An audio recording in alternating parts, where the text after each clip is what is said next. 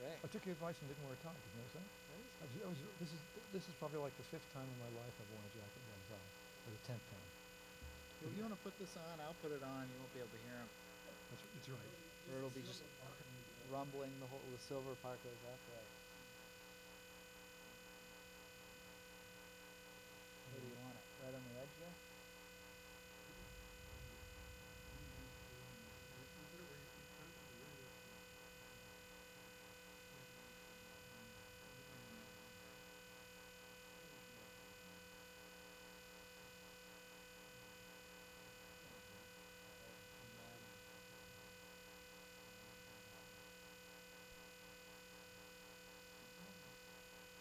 Like in the stew pot.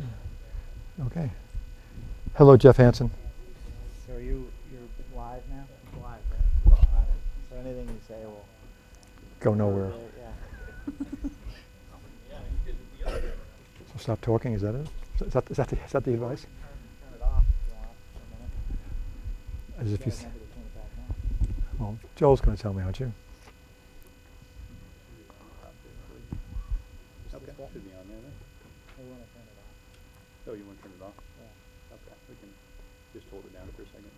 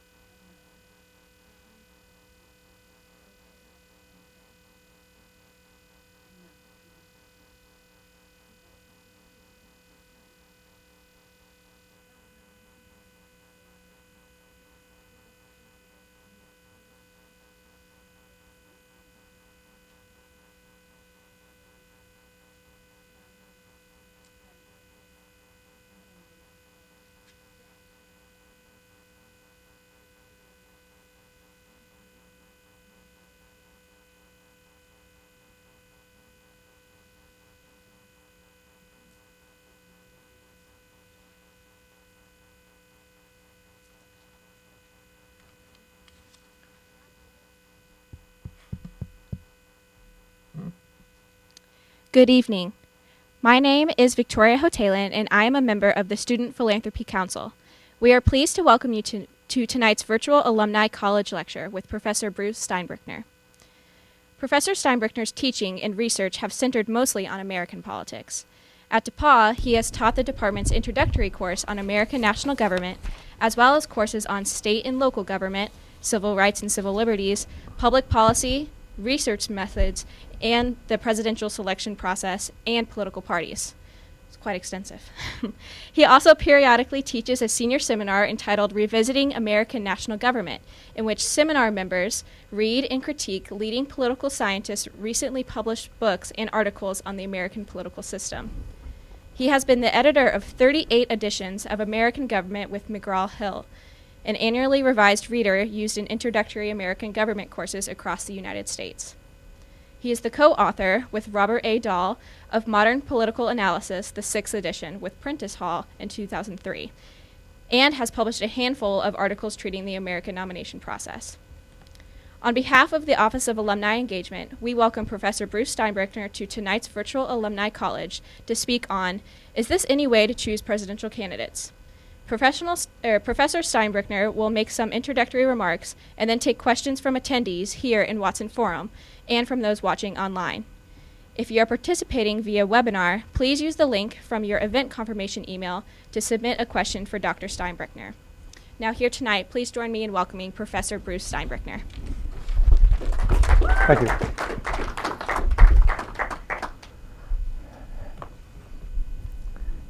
Thank you, Victoria, and thank you both live guests here in Watson Forum and those of you out in that virtual world that didn't used to exist but does now. Well, the title of my talk is just what we've said. Is this any way to choose presidential candidates? And let me, could you, Joel, put slide 1 up, please? So I'm going to begin with some introductory comments and then move down through these 5 points in the lecture as presented there. Let me begin in my introductory comments to tell you what I am not going to do. I am not going to, in my lecture, engage in lengthy discussion of the current and undeniably remarkable 2016 Republican nomination process, or the Democratic nomination process, which is interesting also in its own right. Plenty of journalists do that, other commentators too. If you want me to make comments in that vein, I'll be happy to entertain questions in that respect, but my lecture is going to be doing something different.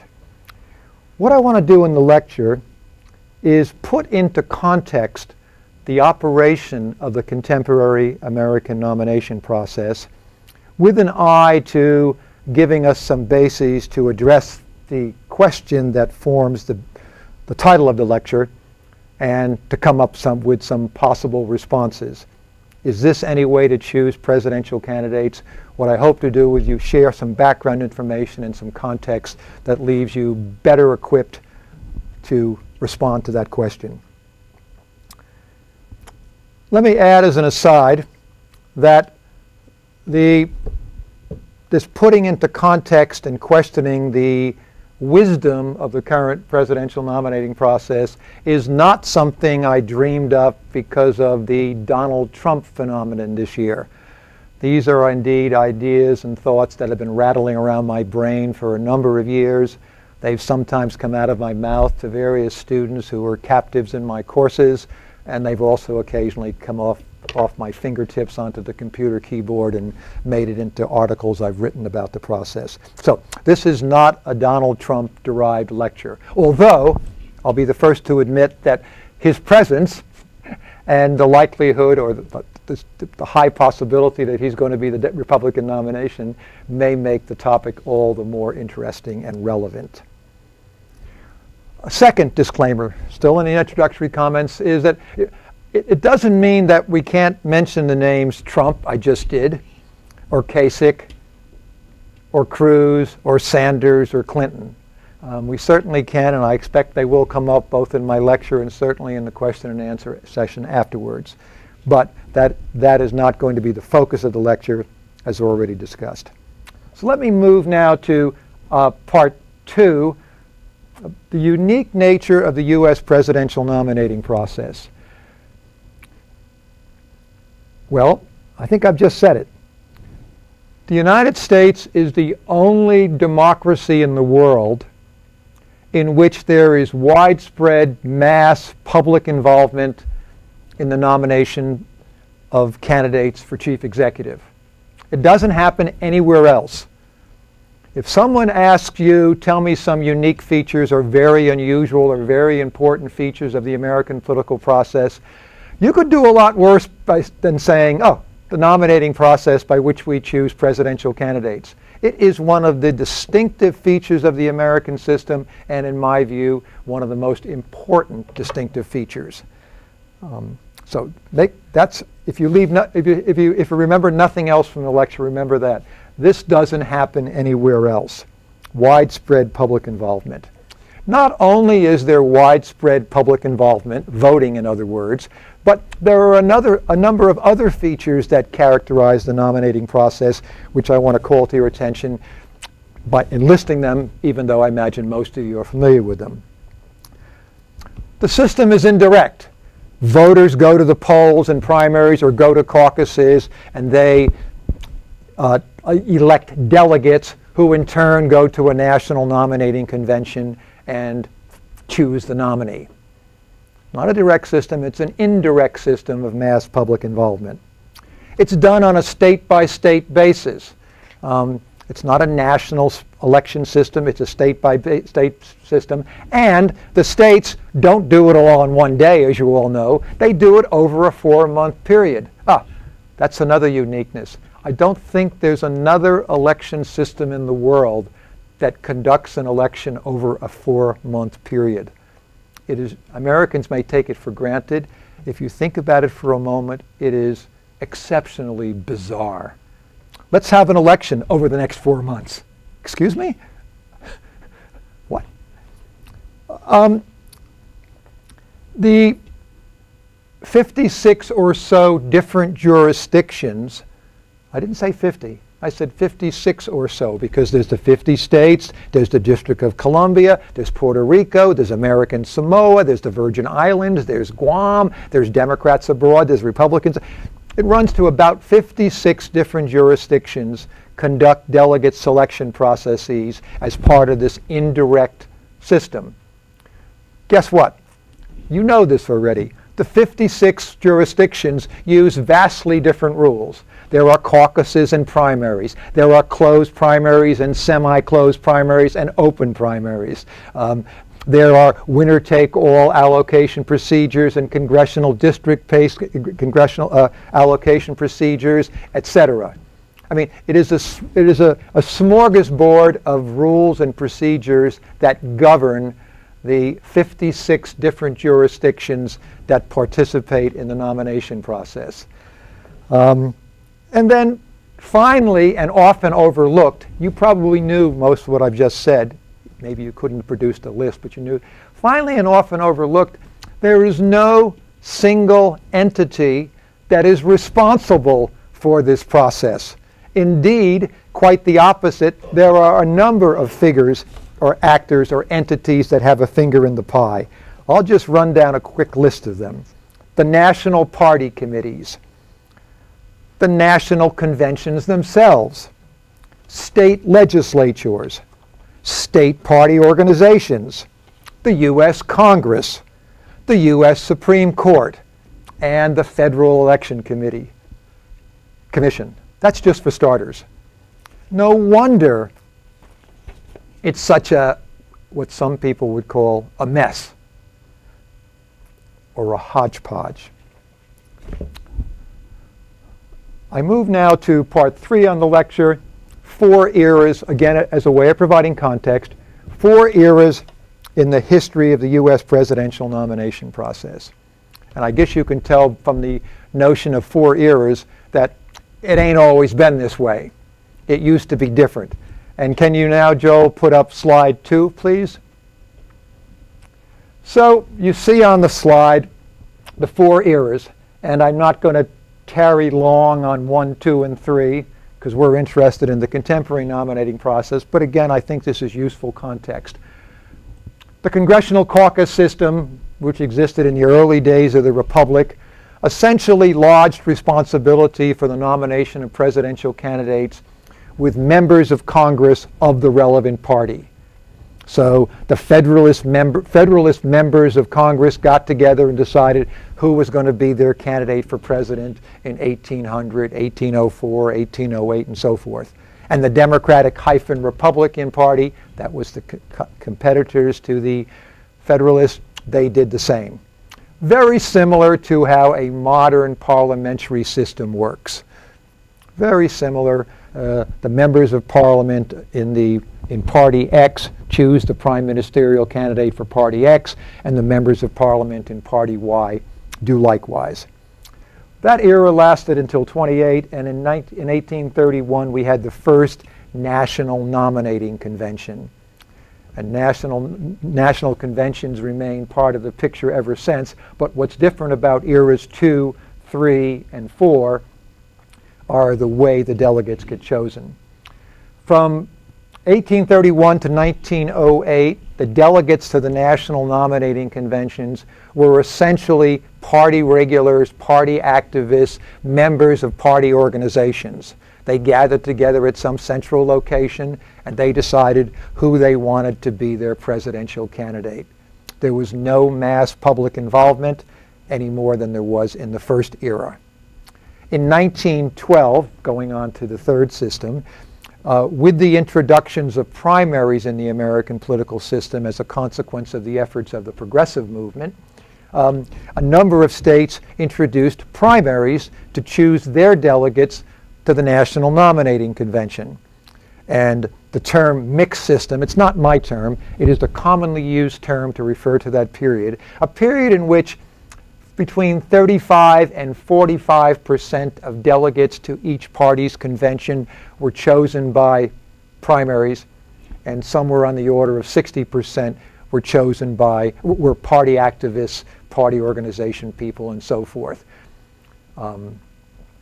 And that system seemed to chug along quite successfully until 1968. And you may, why the change to the remarkably distinctive, unique hodgepodge that we call the publicitary system? And the answer was that in 1968, toward the end of the decade of the 60s, the tumultuous 60s, the Democratic Party nominated for president Vice President Hubert Humphrey. He went on to lose in a very close margin to Republican candidate Richard Nixon. But the story's about Humphrey. Humphrey got the nomination in 1968, despite not having entered a single primary. Eugene McCarthy, Robert Kennedy, later assassinated toward the end of the process in June 1968, George McGovern. These were the anti-war candidates who got all the delegates who were chosen in primaries. Hubert Humphrey walked into the convention in Chicago and was nominated on the first ballot with about a 60 to 65% of the delegates. He got all the party organization delegates. McCarthy, McGovern, and the late Robert Kennedy split the delegates elected in primaries. There was bloodshed on the street of Chicago. That summer, for that week of the Chicago Convention, I remember distinctly watching the news, the evening news those days. And the evening news typically consisted of two sets of bloody scenes. The bloody scenes on the streets of Chicago as demonstrators were beaten over the head, dragged, stabbed, kicked, punched, and so forth by the Chicago police. And scenes in Vietnam. The Vietnam War was at its peak in 1968, and these two juxtapositions of bloody scenes stay in my memory now a good number of years later. as an aside, I actually contemplated going to Chicago to the convention. I had just graduated from college, which tells you something about my age, and I was going on to graduate school. I didn't have a summer job that particular summer, and I did contemplate going to the convention, and when I saw the bloodshed and the beaten heads, and nobody was killed, but there were 15 to 20 demonstrators who became paraplegics and basically were semi-vegetables the rest of life. I was kind of glad I didn't go. So that bloodshed on the streets of Chicago led to a reform which leads us to the current system, the plebiscitary model, a model in which the vast majority of delegates are chosen by mass popular involvement. And that's the system we continue to live with today. So it's quite a dramatic change, and it makes us, to repeat something I said earlier, the only democracy in the world in which there is mass public involvement in the choice of nominees for chief executive. It's the only one. America is special. Donald Trump is right, I guess. I move now to, can you go back to the slide 1, please? I move now to what may seem like a bit of digression, but it's not. But I want to just tell you some things briefly about parties and party brands that you probably already know, but just again to set the groundwork for the grand finale, the 3 different responses we can have, I think, to the current nomination system. So, political parties and let me start with political parties. What's a political party? Well, it's a hard thing to define, as it turns out, in contemporary America, but let me at least give a provisional take on it. It's an association or coalition of persons trying to gain control of elected government offices in order to advance some shared or at least somewhat shared set of ideas or goals. Coalition or association of persons trying to gain control of elected government offices in order to advance some somewhat shared set of goals or ideas. That probably fits with your conception of what a party is. I should hope so. But I really want to focus on the term coalition and association. So parties aren't monolithic entities. Rather, they are best seen, in the American context at least, made up of a number of components. And herein lies the rub when it comes to choosing presidential candidates. But I'm getting ahead of my story. So traditionally, political scientists, starting in about the 1930s or 40s, they saw parties as divided into 3 components, or consisting of 3 components. There was the party organization apparatus, those same folks who controlled the conventions back in the 19th century. Party organization, folks, that was one component. There was another component called party in government, and that referred to elected officials who had been elected to office as Republican or Democrat. So Barack Obama would be a member of the party in government, and Rice Priebus would be a party organization activist on the Republican side. And then the third component in this traditional conception by political scientists of parties was the mass electorate, or what was called parties in the electorate. So if I look out in the audience here and ask you, are you a Democrat or a Republican? I'm not asking you whether you're an elected government official from one party or the other, nor am I asking you probably whether you belong to some party organization and are an activist. I'm really asking you, all in all, do you lean to one party or the other? Do you usually vote Dem or do you usually vote Repub? And we take that as yet another element in being a Republican or Democrat. That's the traditional conception. Now, but there are other components, some of which have only come to fruition or prominence in the last few years, relatively few years. There are affiliated groups. Now, this isn't so new, but think about labor unions and their close association historically with the Democratic Party. Think about the Chamber of Commerce and its longtime association Republican Party. So there are these associated groups which are still other components of political parties. And then more recently there are super PACs.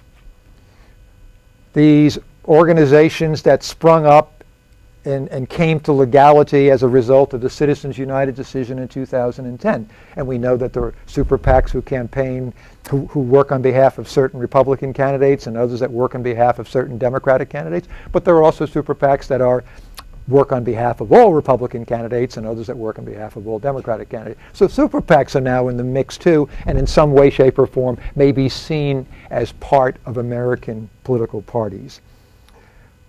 And it's a pretty complicated coalition. It's a pretty complicated association. It's no wonder that political parties are troubled in trying to come together choose a nominee, particularly in 2016. And it leads to a headline like this. Here's a headline I saw in a paper about 3 weeks ago discussing the nomination process this year. And I'm quoting, "It's the Republican Party versus Republican voters." That was the headline. Now, if you think about it, that's really a head scratcher. It's the Republican Party against the Republican voters. But wait a minute, I thought Republican voters were part of the Republican Party. So how can the party be against them? But you see that headline writer is in effect illegitimizing the notion that Republican voters are part of the Republican Party. Because if they're part of the Republican Party, it can't be the party versus the voters. But there's a seed and a germ of truth in that. One other warm-up point is party brands. I looked up the word brand in the dictionary today. I thought that was a good thing to do in my spare time. And a brand is a trademark or trade name that identifies a product of a distributor or a manufacturer or a producer. Campbell Soup, I guess that's a brand. I guess some company named Campbell Soup makes soup and they put the label on. Coca-Cola, that's a brand. Republican and Democrat, we hear now, they're brands too. But here's the tricky question. Who controls that brand? Who ought to control the brand? When someone comes forth and is branded as the Republican candidate for president or the Democratic candidate for president, who is it that ought to be and is empowered to bestow that brand? In the case of Coca-Cola and Campbell Soup, it's easy, right? Coca-Cola has legal rights to that name, and if I try to sell shirts or soda or bottled water with the Coca-Cola label, I don't get to do that very long. But who's to control? Well, the answer in the publicitary model is the Democratic and Republican national conventions. They, in effect, are the final arbiters of who gets the label. Okay, that's my warm-up. That's all warm-up. And now, in about 5 minutes, we're going to try to apply some of these things and think about 3 different responses. And I promised my man Steve Setchell that I would bring in the Moan and Bell, and we're going to get there, Steve. We're going to get to the Moan and Bell game as an analogy to the presidential nominating process. But let me start. So we have 3 responses. One might be, yeah, it's a bit of a mess, Stinebrickner. It's a bit of a hodgepodge, but it's served the country pretty well most of the time. And we don't know how it's going to come out in 2016. But let's just leave it as it is. It's a product of accretion over a number of years since 1972.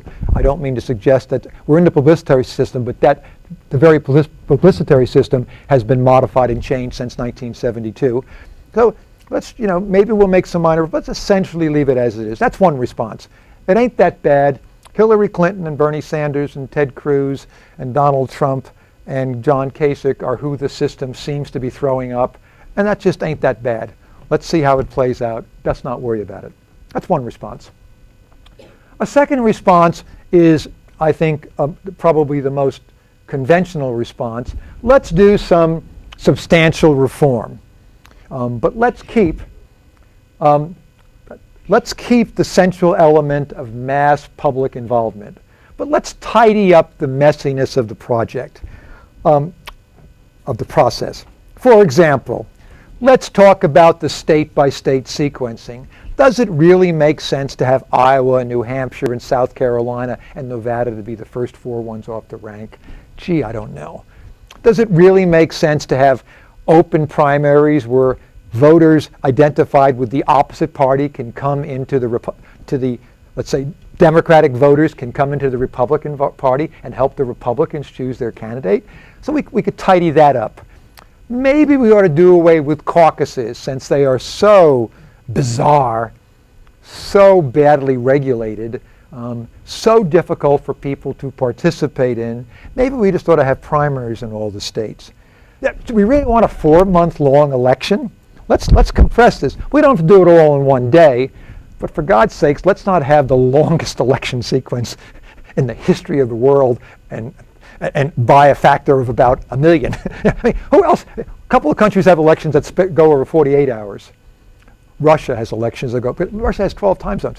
We have an election system that, for the nominating process, that goes over 4 months. Is that bizarre?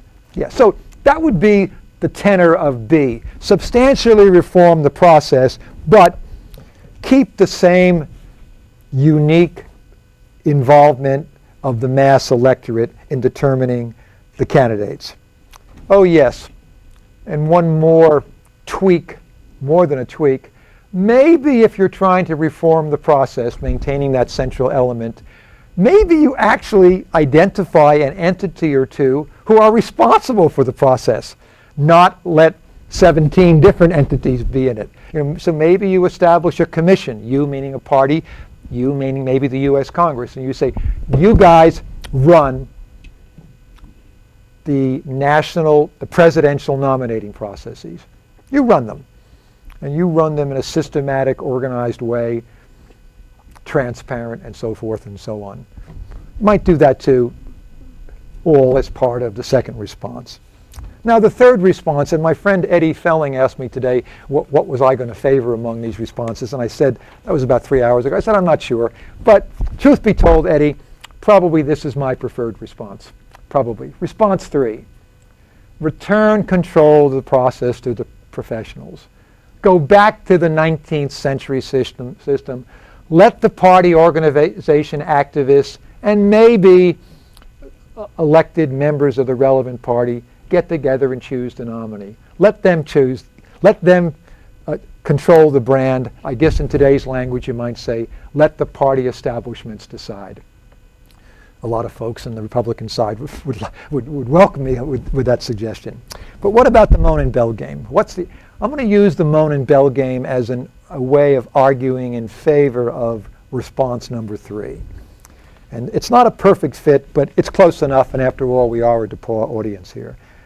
Okay, every year in late November, the biggest regular season football game of the year occurs. It's called the Moan and Bell game. And the winner gets bragging rights for the next 12 months and takes possession of this bell, Moan and Bell, this kind of neat bell. And I don't need to tell you much more than that, but I just want to refresh your memory in case you were dozing off. The Moan and Bell game. Now, imagine if 6 weeks before the Moan and Bell game, a nomination process for the starting quarterback for Wabash and the starting quarterback for DePaul commenced. And let's just look at the DePaul side. So well, we've got 20, 25 Greek units. We've got another, 10, 12 living units. We've got faculty. We've got professional staff. We've got custodial staff. We've got alumni. We've got donors. So imagine, it's going to make, let's say the game's November 30th. Let's say on October 15th, fraternity X got to vote. And they got to elect 2 delegates to some convention for quarterback. So this convention was going to choose the starting quarterback. And then maybe 2 days later, a sorority gets to vote. And maybe 2 days later, all the social science faculty get to vote. And maybe Steve Setchell and his fundraising apparatus, they get to vote on the 5th day. And then alumni from different states get called in, to vote. And then we let the people in Studebaker Hall vote one day. And we go back to a couple of fraternities and sororities, a couple of dormitories. And over a 6-week period, a number of delegates are elected. And then they meet a week before the Monin Bell game. They meet, and they choose the starting quarterback. And maybe they choose Bruce Steinbrenner to be the starting quarterback. Maybe they choose a terrific female hurdler for Corey Stoff-Reagan's track and field team. Maybe they choose a bookworm who doesn't know a basketball from a football from a hurdle. Maybe they choose a 90-pound weakling. Maybe they choose a 300-pound strongman. And this candidate is then presented to head coach Bill Lynch.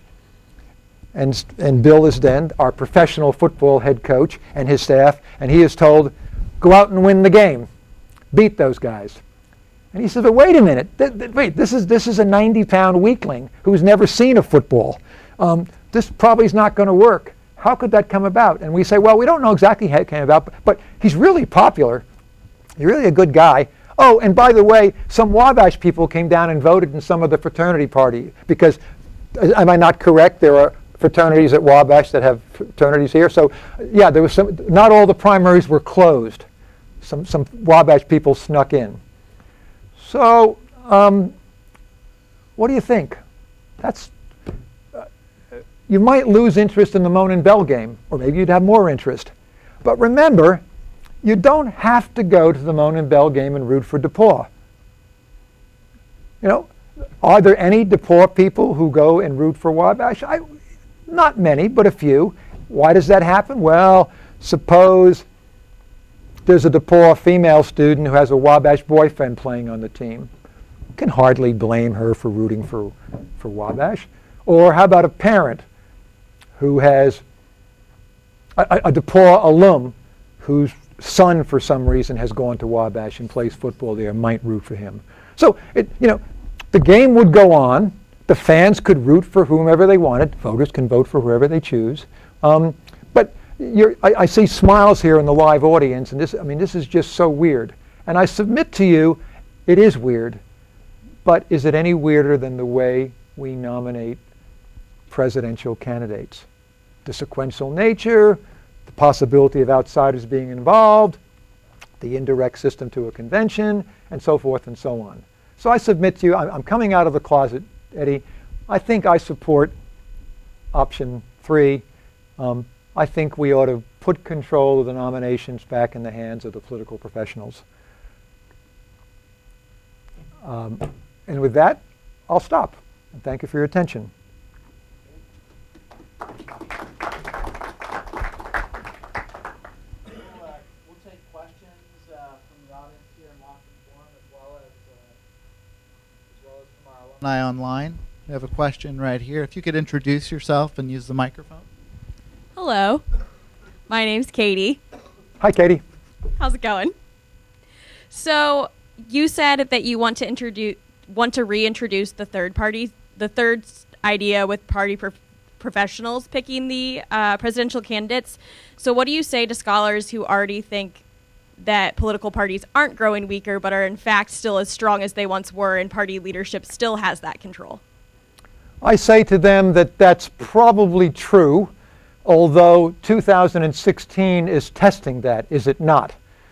And Katie's referring to some very important scholarship of the last 15 or 20 years, a very important book called The Party Decides, published in 2008.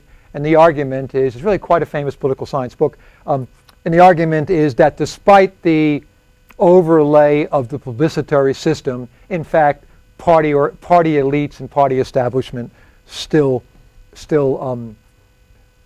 control the nomination process. And that seems a bit dicey in 2016, and I would say, why not just make it more straightforward and apparent and make it work consistently and reliably? Andy Reith, class of 1980, writes in, asked you to address... Speak up a little, please. Andy Reith, class of 1980, asked you to address all the discussion of brokered conventions. Could you share some perspective on the history of brokered conventions? Sure. And I'm going to thank you for the question. I'm going to start by saying that I'm glad the question said brokered, although it's not my favorite term. I would have been apoplectic if the question had been open convention or contested convention, which are widely used in the media and just suggest a kind of ignorance that drives me crazy, but there's plenty of time to be an educator. That's good. But even brokered I don't like. I would prefer to call it a multi-ballot convention. Most conventions, all conventions since 1952 have nominated presidential candidates on the first ballot. In the last multi-ballot convention was on the Democratic side in 1952 when it went to 2 ballots. The most ballots ever, approximately, was 1924 when there were 105 ballots. It took 105 ballots for the Democrats to nominate their candidate in 1924. He lost. So there used to be more of these multi-ballot conventions than there have been recently. One of the reasons they occurred on the Democratic side with greater frequency was that until 1936, a candidate for president to be the nominee had to get 2/3 of the vote. So you can see, if you need 2/3, it's that much harder to win on the first ballot. In 1936, the Democrats changed their rule to a simple majority, a rule the Republicans already had. Now the question was, so the history is that there used to be more of them. There haven't been any since 1952. There might be one this year. And the other thing that is relevant is that there has been research on the fate of candidates who come out of get multi-ballot nominations. And the answer, not surprisingly, is on average they do less well. So I mean, this seems kind of obvious that if the Republican Party this year may have a multi-ballot nomination. To the extent it has a multi-ballot nomination or even one is threatened, it tends to do harm to the party and it tends to undermine the candidate's chances. Is that responsive, Steve? We'll go to Bruce Montgomery, class of 1968, the year of that political... A vintage year. Address, right?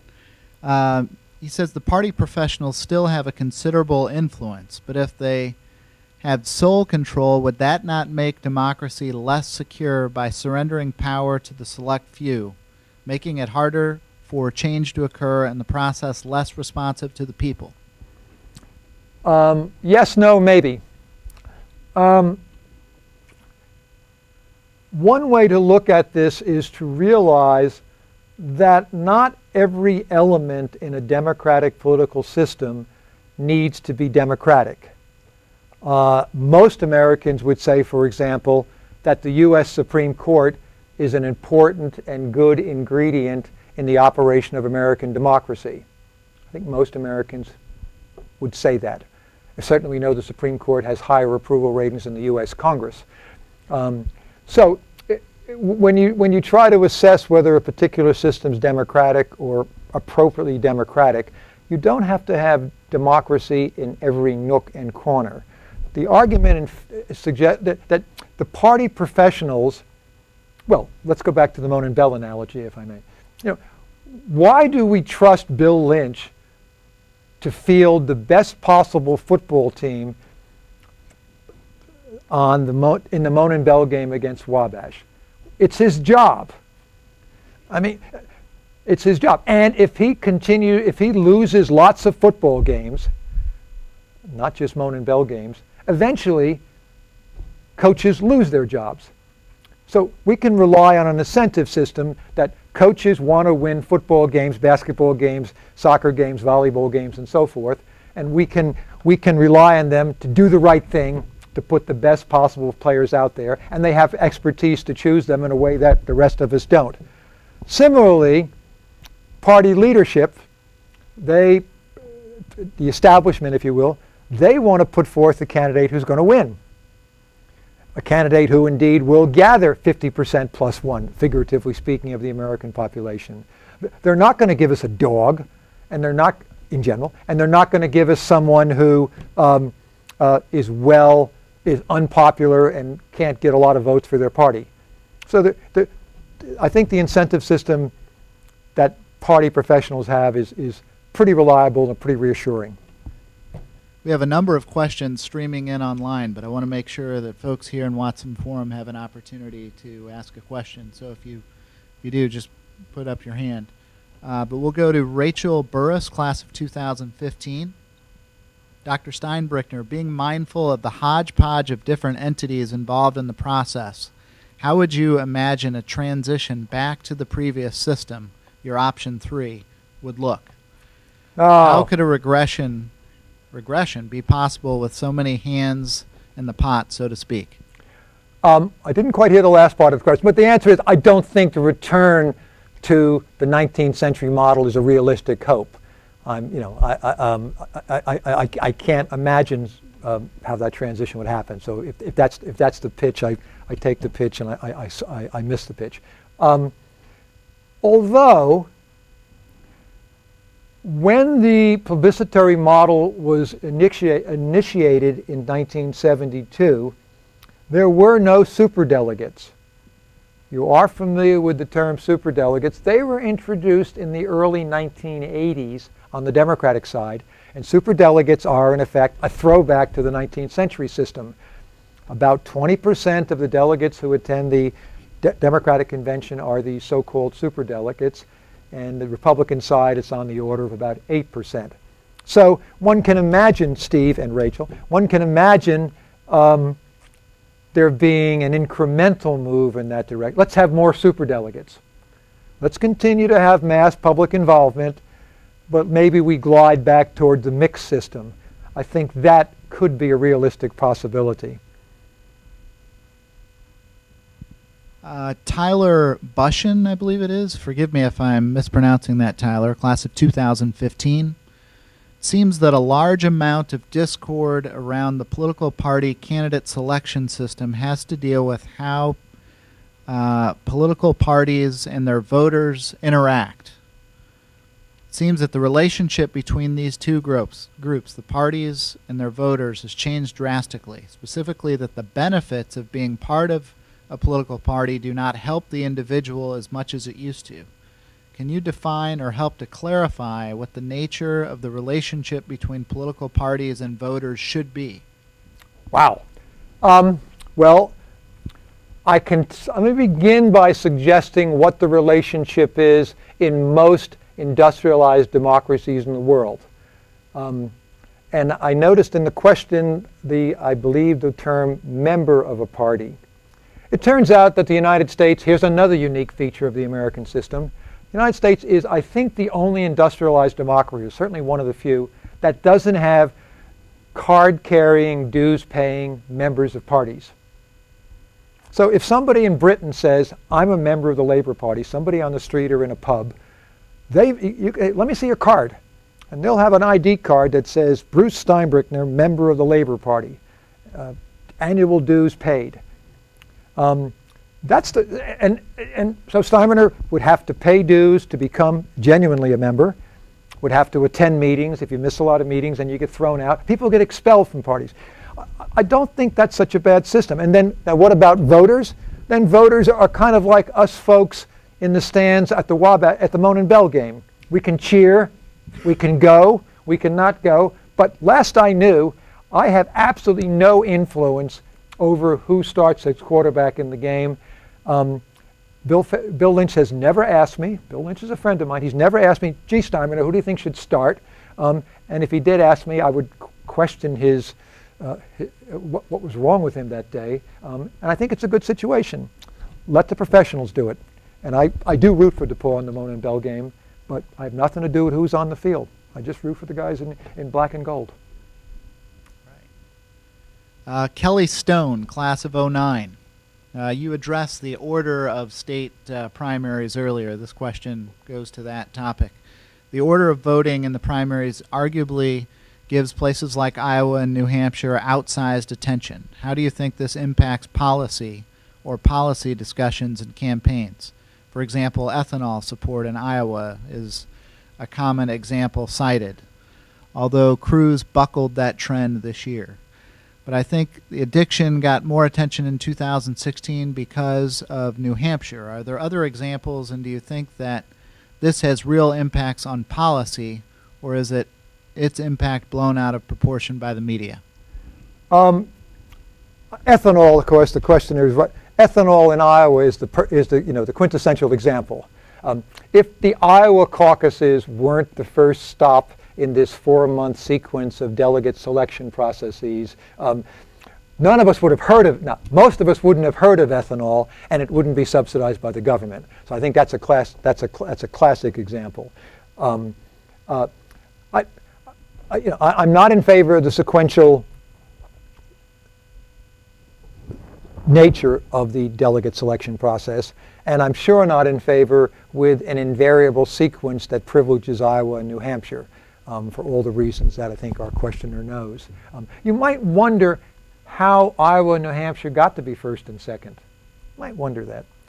The New Hampshire case is particularly interesting because until 1972, Iowa didn't have caucuses of this sort and wasn't in the picture. So until 1972, New Hampshire was first in the nation primary.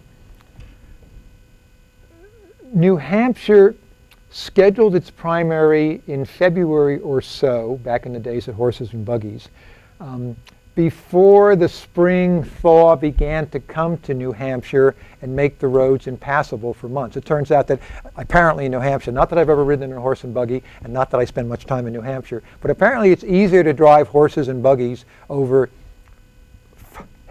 fully frozen roads than it is through mud, slush, and so forth that apparently embraces New Hampshire for 2 or 3 months every spring. So other states had other weather conditions that led them to have their primaries at other times. And remember, during the mixed system, primaries weren't that important anyway. So New Hampshire sort of by default got to be first, and then as primaries became more important, they held on for dear life. Then when the publicitary model was introduced, for a kind of a detailed, complicated story, Iowa managed to get his caucus put ahead of New Hampshire. But please note it was a caucus. The price Iowa paid for getting ahead of New Hampshire was not to have a primary so that New Hampshire could still continue to celebrate itself as the first primary. So there's all kinds of quirky little stories as to how it's happened. But once you get there, you hang on. Karen Cockrell Anderson, class of 1989, asks, does the current nominating system and power of the political parties stand in the way of innovations in the general election, such as runoff voting or sequential voting that might provide better choices for voters? Nice, sophisticated question. I suppose that could be a fourth response. Let's do away with the stranglehold that the major parties have in the nominating process and having something akin to a nonpartisan runoff system. So imagine just that four candidates get to run. I don't care what they do this. They do this in Louisiana for state elections. In Louisiana, there are no party primaries as we know them. Rather, they're just, I think, is 4 candidates get on the ballot in the top 2, and they run it off the next time. So that's, yeah. I thank you for the question, and I suppose that could be a fourth response, and I appreciate it. Any questions here in Watson Forum? Yeah, Dr. Hanson. Jeff Hansen, class of 1986. I was thinking when you were talking about the different eras of how we choose the candidates, that I wonder how much of the cause, if you will, maybe, of the changes were really the increase in media coverage of how that process takes place, and maybe the reason we couldn't possibly go back is because the media wouldn't let it happen? Wouldn't have anything to do, yeah. Certainly, that is another. The media have their finger in the pie a little bit too by scheduling, but I don't think the night. Except maybe it's a big except for the television coverage of the Chicago street. I don't think the media in any other way were involved in that change. I think the bloodshed. Now, I suppose if there weren't live television, then we wouldn't have seen blood literally flowing in the streets of Chicago. I'll give you that. But other than that, I don't. It was a pretty sudden change. I think if it were kind of more general media impact, I think you'd expect a more gradual change. But 1968, the old system ended. 1972, the new system started, and I think that tends to undermine what I think is the premise of your question. One more question online here. Carol Bible, class of 2013, I think ties into Jeff Hansen's question. Could be argued that there are three entities involved today in choosing our candidates and setting the agendas: parties, voters, and the media. What do you think the proper democratic role media should play in selecting our candidates? Well, I believe in freedom of the press. I am surprised. Well, I mean, I'm going to zero in on the debates in particular. I am surprised the extent to which the national parties have partially tried to take control of the debate schedule this year, but not done it as an authoritative and effective way as they thought. I mean, contrast that with the general election debates. The general election debates are run by some goofy commission called the Commission on Presidential Debates. But if you think about the general election debates, now again, Donald Trump may challenge this, but we'll see. But they seem much more professionally conducted and more appropriately conducted than the run of debates this year. And I'm a little surprised. I mean, it would be, I think, a simple matter, although Jeff's question about it might be a somewhat simple matter for the Republican and Democratic national committees to say, yep, there are going to be 8, 10, 12 debates among our Democrats and among our Republicans during this primary season. And these are when they're going to be. And these are who the questioners are going to be. Stinebrickner and Hansen and Felling and Hardesty are going to be the questioners. And television stations are more than welcome to televise them. And my hunch is if they did that, television stations would televise them.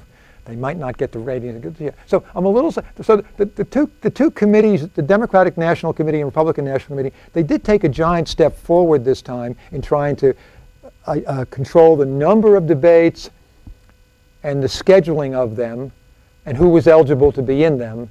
But they didn't take that final step of saying, they're going to be our debates. They're not the Fox News debate, and they're not the MSNBC debate, and they're not the. We're just going to have these debates. And I think if you gave debates like that, if you will, people would come, media would televise them. We may see that. That may be a kind of mini reform that we see. All right. My name's Deanna. So if we were to go back to the first model where we gave control to party leaders, how would that reshape democracy, or would it kind of take away democracy as a whole? Well, the argument, it would reshape democracy, because it means that the party professionals would put up the candidates, and you might argue they would be better candidates. You might. I mean, again, think about the Moan and Bell analogy. Does Bill Lynch do a better job picking the starting quarterback than this goofy primary system? My hunch is yes. Let Wabash do that. Let them have a primary to choose their starting quarterback. We'll stick with our system. I think we beat them. There was another. Here's another thing you might do, Deanna. That we might go back through presidential nominees of both parties over the last 20 years and think about who would have gotten the nomination if the 19th century system was used as opposed to. Let's go back to 2012. A guy named Mitt Romney was a Republican candidate through the publicity model. He probably would have got the nomination had it been up to the party organization, I think. A guy named Barack Obama was running for re-election. He would have gotten it. Go back to 2008. Who would have gotten the Democratic nomination in 2008 if it were up to the Democratic Party establishment? Isn't the answer Hillary Clinton? So, is that a plus or a minus? You figure that out. But it seems quite clear Barack Obama, the little-known 2-year Senate, 2 years in the U.S. Senate, 6 or 8 years in the Illinois Senate, he would not have been the nominee in '08. Hillary Clinton would be ending her second term now, and maybe Barack Obama would be running to succeed her. John McCain, not so clear. Let's jump back to 2000. I think Gore and Bush would have been the 2 nominees under either system. Jump back to '92. Bill Clinton is the Democratic nominee. George H.W. Bush, the incumbent president, is the Republican nominee. He would have been renominated. Would Bill Clinton have been the nominee in '92 if there had been party organization? I see my friend Scott Zaracy saying no. So sometimes either of these processes would arrive with, both of these processes would arrive at the same result, and that's fine. What you need to think about is looking back. Would you rather have had, in terms of democracy, in terms of American politics, would you rather have had Barack Obama as the 2008 nominee or Hillary Clinton? Would you rather have had Bill Clinton, or perhaps in '92, or perhaps Al Gore or Bill Bradley or Tom Harkin?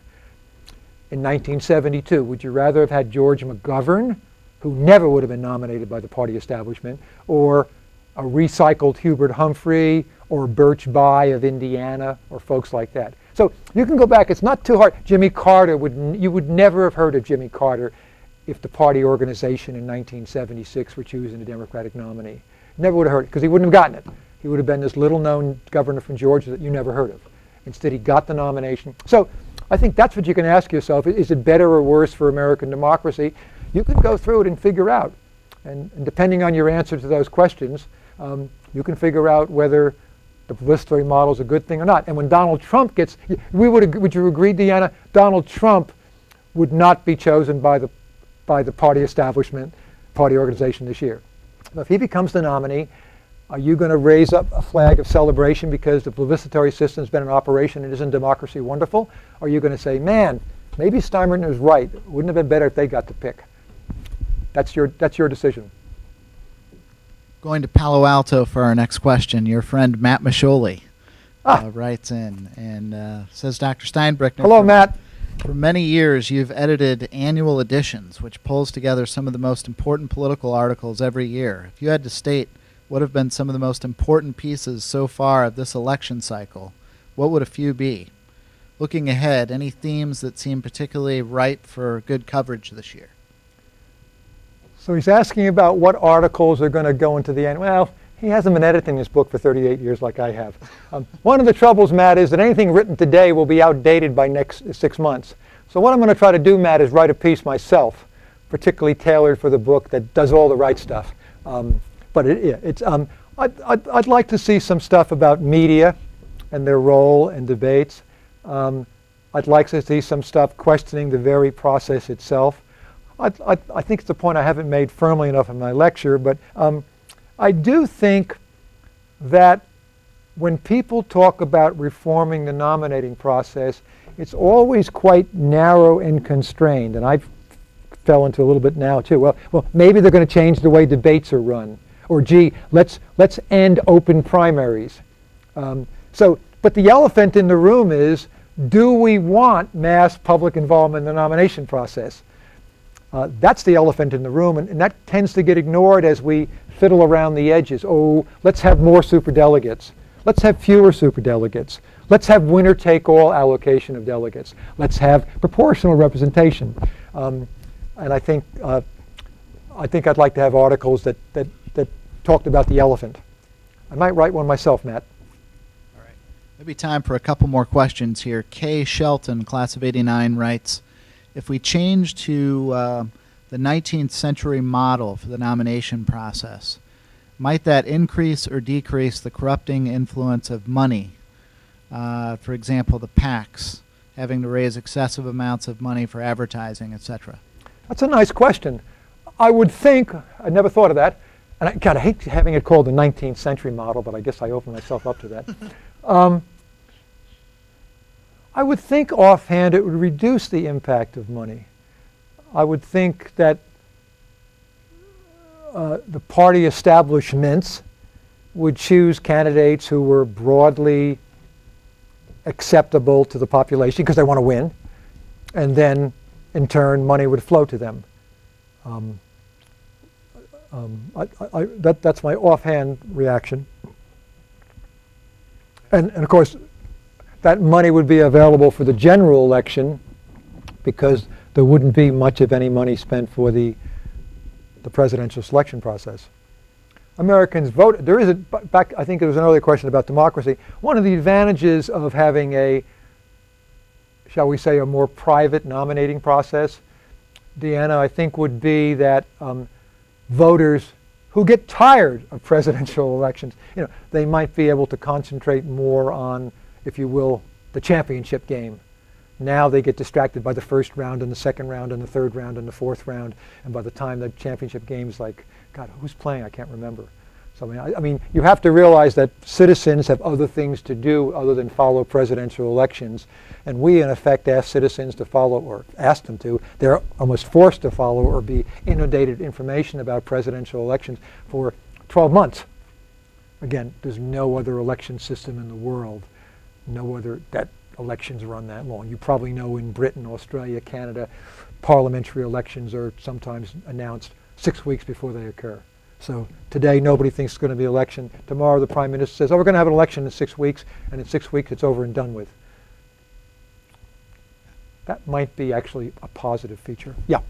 A lot of questions. I don't think we'll be able to get to all of them, but Tom Kazmarek, class of 07, writes about social media and the 24-hour news cycle having increased access to the political news, political arena. To what extent are these mediums to blame for the current election cycle? I would say they're partly responsible. We're talking about the 2016 process. To what extent are they responsible?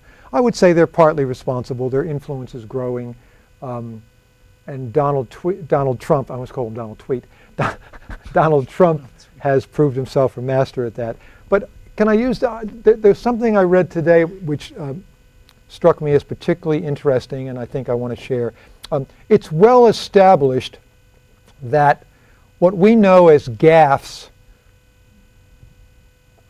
by candidates have far less effect than we might think. Go back to the 2012 election when Mitt Romney talked about the 47%, and we all kind of remember that because we paid attention. It turns out it had virtually no detectable effect on people's voting behavior. And remember, Barack Obama during that campaign said some kind of statement, all you folks who build businesses, you didn't build them, government built them, or words to that effect, and he was roundly criticized and tried to walk it back. Those kinds of gaffes that we remember, those of us who pay careful attention, really have virtually no impact. Now, back to the Trump question. Trump seems to make a lot of gaffes, right? I listened to the NBC TV news tonight at 6:30, and I was, we had the abortion statement today. And he said a lot of other things which we would all kind of remember and say are outrageous. But if it's true, gaffes don't make much difference. A political scientist whose blog I read today said, look at it this way. Donald Trump, wittingly or unwittingly, seems to know that. Gaffes don't really matter. What that matter in sense of people being for you or against you, they just don't last much. But what it does do is get you much more extensive media attention. And the old saw that any media attention is better than no media attention is something that, again, wittingly or unwittingly, Donald Trump seems to be prospering from. This was a political scientist from Boston College who wrote this on a blog today. And I thought that was telling. 'Cause it's certainly true, it's well established, gaffes don't matter. Now, whether Trump had done it wittingly or unwittingly, the point is, but it just, so he just says crazy stuff and gets lots of media attention, and look where he is. He's got a better chance of Republican nomination than any of us sitting here, and maybe. Last question to Dr. Felling here. Professor, I'm sorry, but you called me out, so I have to call you out. This is my next door neighbor, folks. So people from Palo Alto and other distant places, and now we have the guy who lives 30 feet away from me. Yes, Eddie. Here you go. Simple question for you. You've I'll bet it's suggested that not we simple, counselor. You've suggested that professionals would be the best way to go. but all I have to do is open a paper as a Republican and know who to vote for in order to win the general election. So are voters stupid?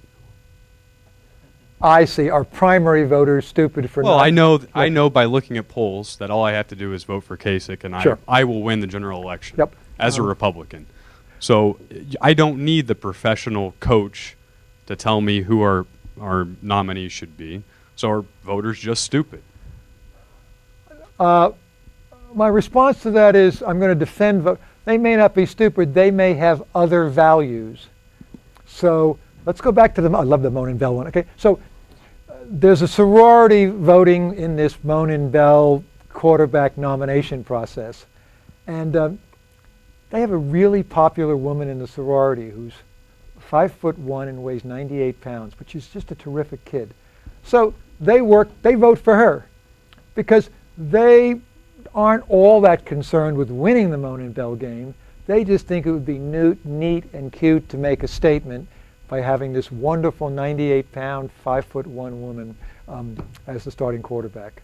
Doesn't make them stupid. It just makes them, they have different goals, different objectives. Thank you. I think we'll go to just an ending comment here from Lucy Cohen, class of 13, who says, Hello, Lucy. just want to say that I really appreciate Dr. Stinebrickner for taking the time to put this on for all the alums and former advisees who miss him. So with that, I just want to thank you as well, Dr. Stinebrickner. This has been informative and entertaining and a great way for us to continue to follow the news and the primaries as they unfold over the next few weeks. So thank you very much. Thank you for inviting me, Steve.